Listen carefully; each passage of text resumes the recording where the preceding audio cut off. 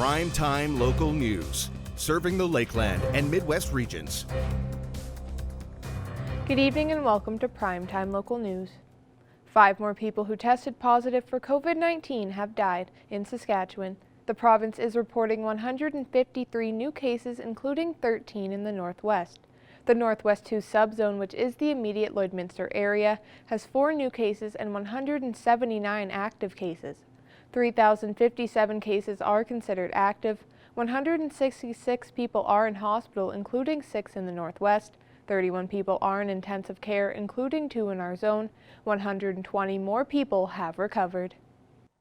Politicians have been in the headlines for their choices when it comes to vaccines and vacations. Our Eric Bay catches up with Lloydminster MLA Colleen Young. I'm joined today by Lloydminster MLA Colleen Young. Thank you so much for taking the time with me today. And now we are starting to see vaccines roll out in areas like Prince Albert, the far northwest, and the far north central regions of the province. Can you just provide us with an update on where we are at with the vaccine rollout in Saskatchewan? Absolutely. Of course, as we know, the Pfizer vaccine is the first one that has arrived, and started in Regina. About 95% of the prioritized population there has been done with the vaccine. I think we're at about 80% in Saskatoon at this point in time, and I don't know what the percentage is in Prince Albert, but Prince Albert was the third location where we rolled out the vaccine. As more vaccines have arrived, we have shipped units to our far north central, northeast, and a little bit of the northwest area to start vaccinating some of our most vulnerable population and healthcare workers in those areas. And now when we do start to see vaccines here in the Northwest zone, specifically in Lloydminster being a border city, how does that impact the city? Are residents able to get the vaccine on both sides of the border, or how does that work with us following SHA guidelines? I've actually communicated that with the minister earlier on in December when I knew that vaccines would be arriving, and asking him to ensure that SHA has spoken with AHS as to how they would be administered in Lloydminster. And I was assured that the conversation has taken place already and that all of Lloydminster falls under SHA and they will be vaccinated through SHA doses that will arrive for the numbers of population here in Lloydminster. So that just to clarify, the city of Lloydminster will be vaccinated by SHA then? Absolutely, all of it, including our Alberta residents. And now just catching up here after the Christmas break, I know one of the big concerns was that there may be an increase in cases with the holiday season. So far, that does seem to be holding steady. We're at roughly over 400 now in that Northwest zone. What is the government continuing to do here to manage COVID in the province? We continue to encourage people to follow the restrictions that are in place. Even once the vaccines do arrive, I think people are going to be asked to follow the restrictions because at this point in time, we don't know how effective or how quickly the vaccine will provide them with the antibodies that they need in order to fight off the virus. So I think that we will still see us following health measures.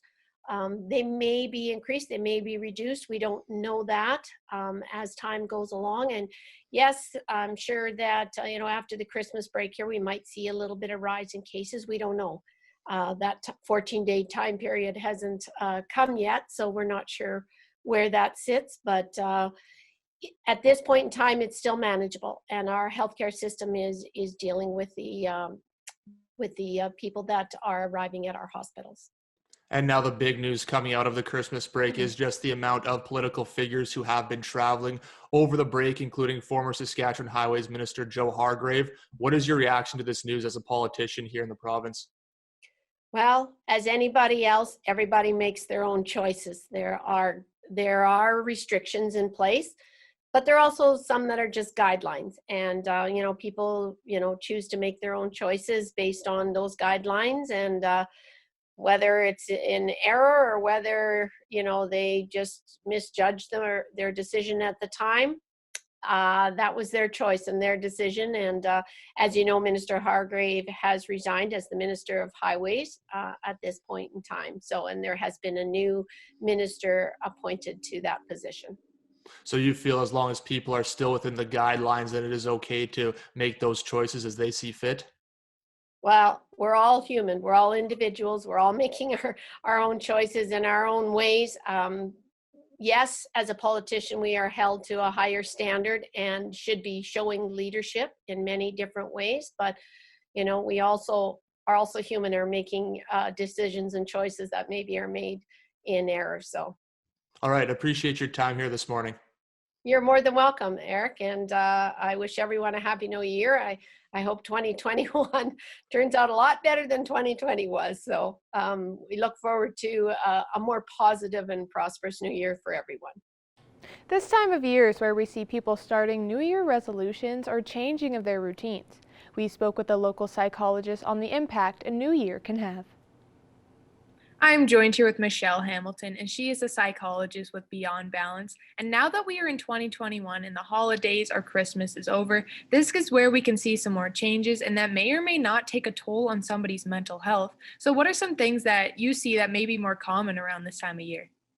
I think that in the new year, more than anything, there's often a sense of hopefulness, So coming out of the heaviness that was 2020 and all the lockdowns and kind of disappointments that were part of this year, I believe that the new year, this year in particular, is a really great opportunity for people to get more clear about what's important to them and to find a way to get focused more on what they want, whether that be in the short term or more, in many cases, more in the long term. And as you mentioned, now with the new year, people might be getting new routines. So what is a way that they can keep those more consistent? hmm Yeah, well, I'm glad you said new routines and consistency, Jasmine, because without a doubt, when it comes to creating change, we have to be focused more on our own behavior and how we're leading ourselves day by day through habits that we intentionally develop, in the direction of something that we want, something that's important. So, creating an intention, as in having a clear sense of what you want, and that can include very specific goals and visual images, words, and things like that, is such an important starting point. But we have to back it up with really clear behaviors that kind of lead us in that direction, just step by step, in small and consistent ways, that is going to be an important part of how we actually attain the bigger picture intention or goals. With the stresses that may come with that, how is a good way that for people to deal with that and, kind of fix their routine to help them deal with it more? hmm Well, I think we can't help but focus on increasing our own physical activity and our opportunities to exercise outside in the fresh air, as I've often referred to the importance of sunshine and exercise combined whenever possible. Thankfully, the warm weather we're seeing through December and January this year really allows for great opportunity for people to get active out in the fresh air. So when it comes to mental health, exercise and connection with other people are probably the two most significant behaviors and or actions that we can take that help ourselves be in a better position to maintain our mental health. And with COVID-19, some people may still be working from home and they might not be getting out as much as they used to or seeing their friends. So what are some things that they could do to make sure that they stay positive? Hmm. Yeah, well, I mean, I do hope, and by now many people have had experiences with learning to use technology, such as Zoom or whatever video conferencing options we've got. I mean, as soon as we're able to be face to face, even at a distance, I really hope that people can get back into the habit of connecting with people in person. But while we're in the position of taking these additional safeguard measures, I really do hope people find a way to visually be able to connect with each other, by way of video conferencing, and as well, just simply a telephone chat, as opposed to texting and messaging. I would think it's a good opportunity to encourage the idea of the visual and the verbal exchange between humans, that is sort of spontaneous and in the moment, I think is something we need to really work on to stay connected, as opposed to relying too heavily on social media and messaging ways of communicating. And is there anything else that you would say really it maybe is more common throughout this time of year?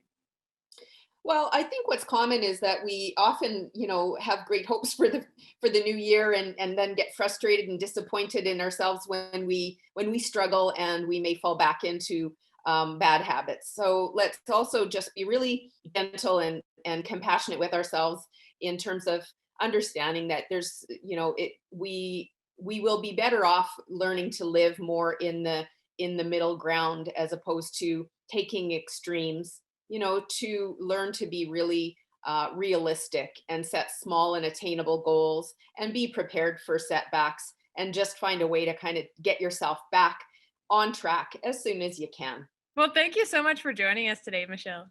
You're welcome. Thank you. Now our Connor Chan will take a look at your weather forecast.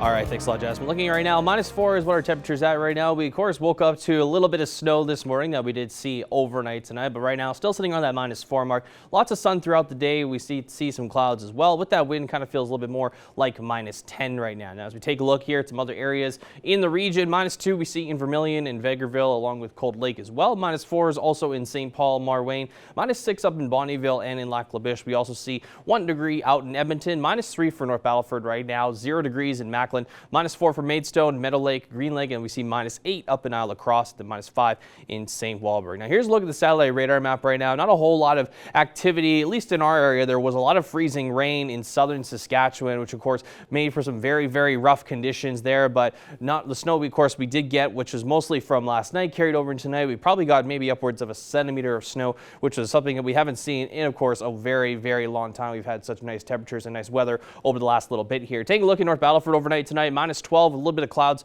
overnight. Going into tomorrow, -1 with some sun and cloud mix as well at -1. Take a look here at Cold Lake, -12 for them also overnight. A little bit of more cloud coverage though, but +1 tomorrow is expected for the daytime high for them. And then for us here in Lloydminster, -10 overnight with some clouds, going into +2 tomorrow for us here in the border city. So another nice day, as we are going to see a lot of sunshine over the next little bit here. A lot of sun and cloud mix coverages for the next little bit here. Now as we take a look here into Thursday, -1, back to the minuses a little bit there with that daytime high there, a low there of -8 to start the day off there. And as we take a look into Friday, -3 is expected there. Still nice weather though, but we're going to get a little bit of increased cloud coverage throughout the day. And we are going to start the day off there in the morning with that low of -7. It could feel a little bit more like -16 with the added wind chill. We are going to see a little bit of increased winds overnight tonight, which could feel a little bit closer to that -20 range. But as we take a look here at the next 3 days, we'll have more primetime local news coming up after the break.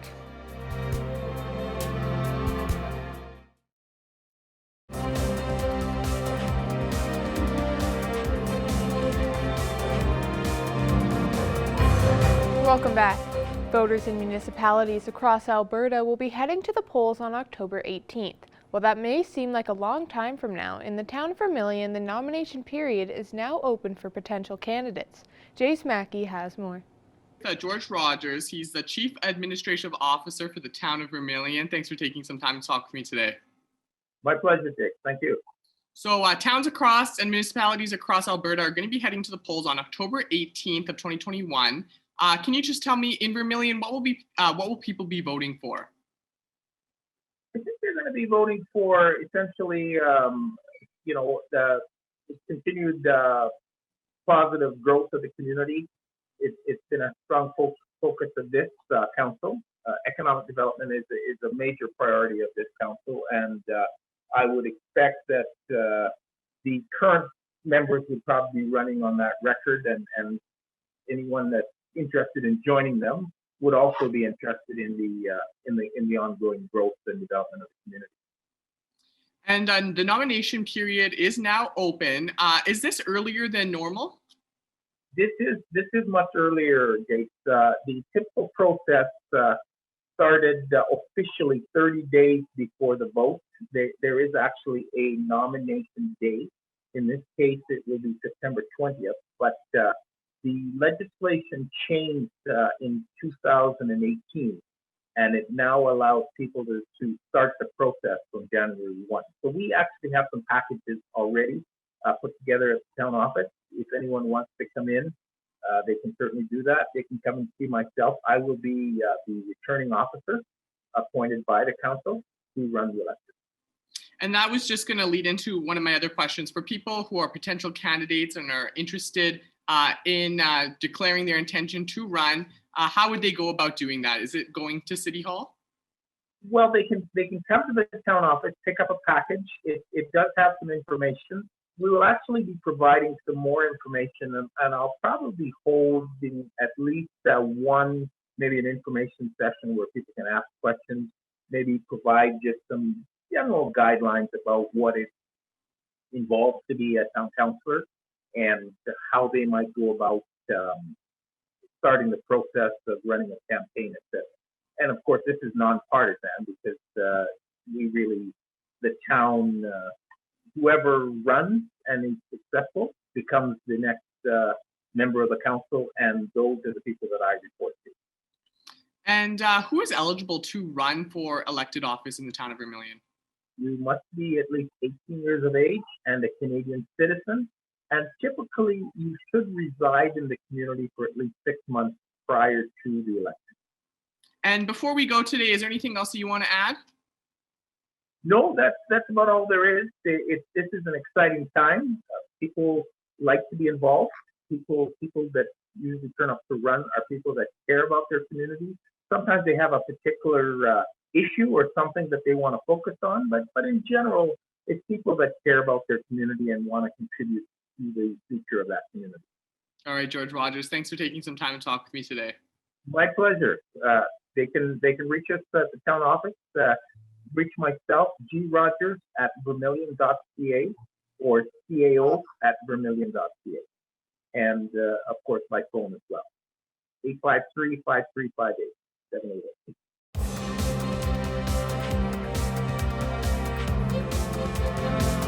As Canada continues their quest for back-to-back gold medals at the World Junior Championship, Evan Kenny sat down with a member of last year's winning team. And Canada's going to win it.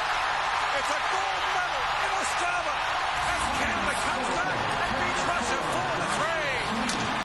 For kids growing up across Canada, the World Junior Championship is a holiday tradition and a dream to be on.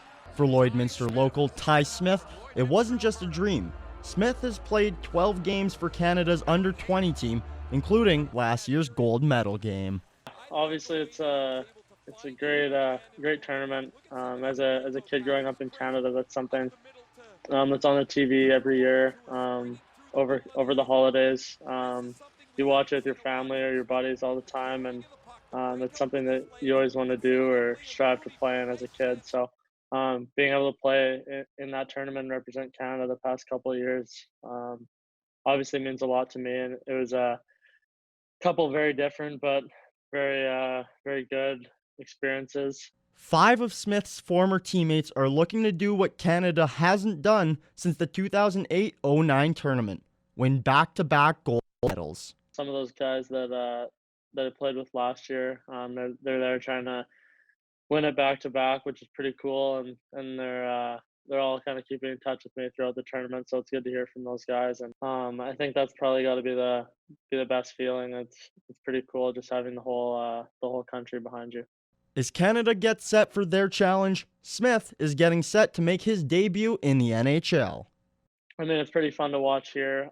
Currently, I'm staying in a kind of like apartment here in Jersey City with Jack Hughes, so he's an American guy, so hopefully the boys pull it out so I can have some bragging rights. Smith and the rest of the country will watch as the 25 Canadians play for gold tonight. Evan Kenny, Primetime Local Sports. Now we're Connor Chan. We'll take a look at your weather forecast.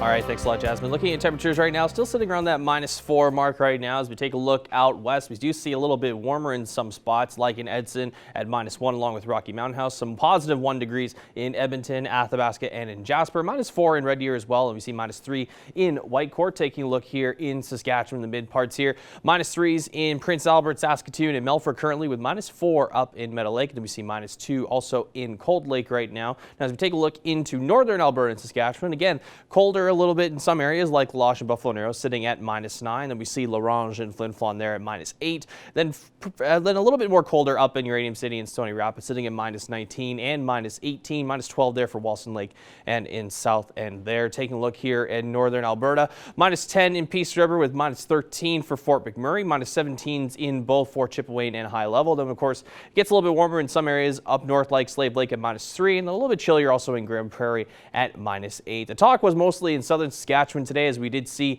some freezing rain throughout most of the day. We'll get to that in just a second there. 5 degrees there for Medicine Hat and Lethbridge, 0 degrees in both Banff and in Calgary, and then -4 for Coronation. Saskatoon, of course, was also a victim to some of that freezing rain throughout the day. Of course, there was lots of icy conditions in those parts of southern Saskatchewan, including Swift Current, Moose Jaw, and Regina were recipients of some of that freezing rain. So, but -1 is what we're sitting at right now for them in Moose Jaw and Regina. -2, actually, Swift Current, excuse me, -2 there in Regina and Kindersley, and then we see -3 up in down in Yorkton, and 2 degrees in Estevan. Now, as we take a look across the rest of the country, -5 degrees, excuse me, in Winnipeg with some cloud coverage, and that continues on across east here. -4 in Quebec City with 1 degree in Toronto. Some showers out in St. John's at 1 degree, and then we see 0 in Halifax right now. Taking a look over Edmonton, of course, I mentioned at 1 degree, a little bit of sun throughout the day, and of course, as we get into the evening, and then 6 degrees there in Vancouver with some rain to follow suit. Now, we are going to get a little bit warmer tomorrow, as we are expecting temperatures in the positives at 2 degrees is our expected daytime high. 2 degrees we'll also see there in Marwayne, as well as 1 degree in St. Paul, Bonnyville, and Cold Lake as well. A little bit warmer in Vegreville at 4 degrees, 2 in Edmonton for tomorrow. 3s also we'll see there in Vermilion and Wainwright and Lac La Biche as well. Taking a look over into Saskatchewan for tomorrow. A little bit chillier in some parts there, as they're still in the minuses in Meadow Lake and North Battleford at -1 tomorrow. -2 in St. Walburg, as well as -2 we'll see up in Isle of Cross, and then 3 degrees down in Macklin, and then we'll also see 2 degrees in Provost. Now, here's a look at the next 7 days. We are expecting a little bit warmer temperatures and also a little bit clearer skies at some points throughout the week here. -1 there on Thursdays. We get back to those minus temperatures there. -3 on Friday, and as we get ready for the weekend, we'll also see -3 once again there for Saturday, clearing up a little bit more compared to what we could see Friday. -4 on Sunday with clear skies expected. -2 on Monday, as we are expecting some snow coming our way here at 67% chance of that happening, and then we'll see -6 degrees on Tuesday as we start to get a little bit colder. That's a look at your 7-day forecast. We'll have more primetime local news coming up after the break. We'll be taking a look at your pet pad pictures. Thank you to everyone who submitted a picture to our Facebook page, and we will be giving away a pet pad gift card on Friday.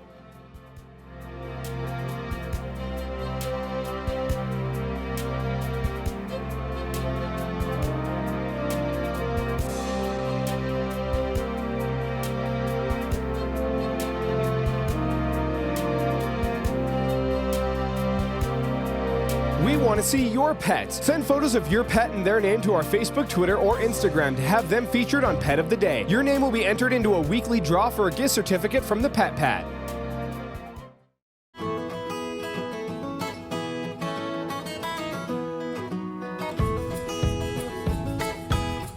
Hello everyone, we're joined once again this week with Zoe Gray from the Lloydminster and District Community SPCA. Zoe, how are you guys doing today?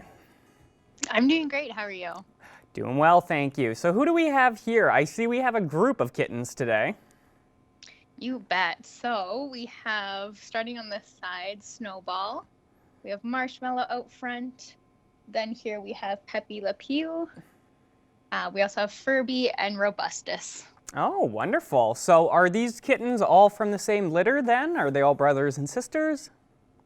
Yes, they are all brothers and sisters. 3 girls and 2 boys. Beautiful. And so how old are they now? Are they still fairly young, or are they old enough, like obviously they can be adopted now, correct? So. Yeah, you bet. They are all ready for adoption. They're about 3 months old. They will be going to PetSmart later today. Beautiful. So I imagine they probably still have a lot of the kitten tendencies, right? I know I have a young cat at home, and they're fairly rambunctious, fairly playful. Is that safe to assume for these little guys here too? Yeah, you bet. These guys are quite playful. When they tire out, they do love to snuggle. They are quite affectionate little kittens. Well, that's wonderful. So best of both worlds there. So Zoe, how are you guys doing like total cat numbers right now? Are you guys still pretty full, or have you managed to get a few out the door? How are things looking for you guys right now? For sure. It's about the same. When we have a few adopted, a few come in, and so we are still full, but we are working through getting people adopted and getting cuties like this new homes. Well, hopefully they find their forever home soon. And how are you guys doing for dogs? I know recently, you guys have been doing well for dog numbers. You've just had a few in the shelter, which is good because it means that, lots of dogs are finding their homes. So how are you guys doing right now for dogs? Yeah, our dog numbers aren't looking too bad. We will have a few up for adoption the next week or so, just getting their surgeries through.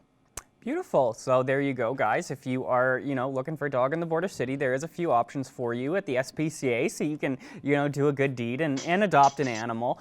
And I know recently we had on some guinea pigs, Zoe. And so how are they doing? Have they found their forever homes? Do you guys still have a few, odd animals out there? Or how is that going?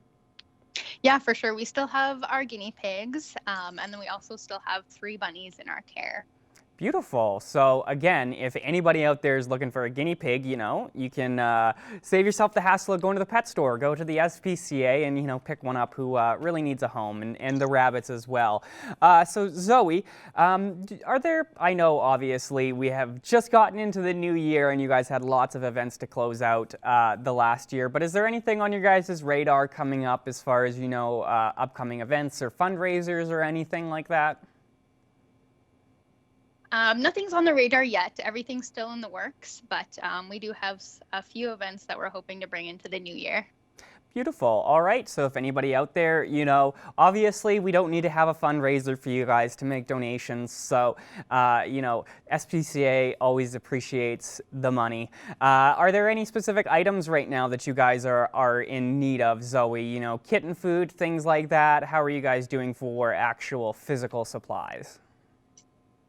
For sure. Food is always appreciated. Of course, non-clumping litter is stuff we use quite often. Things like cat toys and dog toys are appreciated as well. Beautiful. So there you go, guys, just the typical odds and ends. So that's all the time we have for this week, Zoe, but I want to thank you for joining us, and, thanks for the kittens for making time in their busy schedule to come and say hi. So hopefully these guys can find their forever home soon, and we will speak with you guys again next week. For sure. Thank you so much. Thanks. Manage your waste and recyclables with Quick Pick Waste Disposal. 100% locally owned and proud to serve and support the communities we call home. Quick Pick, the convenient solution to avoid pollution.